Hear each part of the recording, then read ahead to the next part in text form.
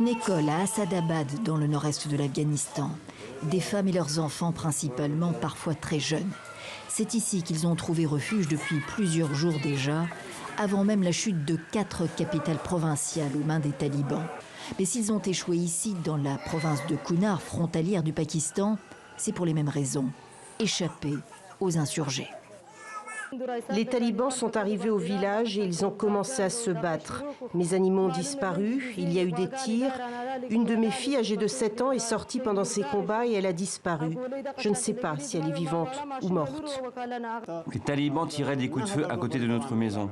Ça a duré de 1h à 9h du matin. De nombreuses balles nous sont tombées dessus. Ma femme a été tuée.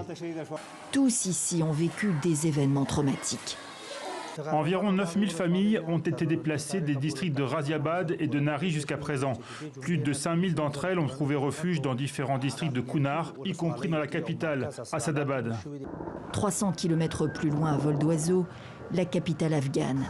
Kaboul aussi a accueilli des déplacés, de Lashkargah notamment, dans le sud du pays. Dans le nord, d'autres provinces comme Mazar-i-Sharif, Jafjan, Tarar, Kunduz, Barlan et Poulet-Roumri sont assiégées par les talibans. Ils se sont rapprochés des villes. Kunduz, la grande ville du nord, est donc tombée ce dimanche à son tour. Toutes les provinces sont à risque si le gouvernement ne prend pas la situation sécuritaire au sérieux, s'alarment ces déplacés. La seule solution, c'est la paix. Et c'est ce que veut le peuple afghan dans sa grande majorité.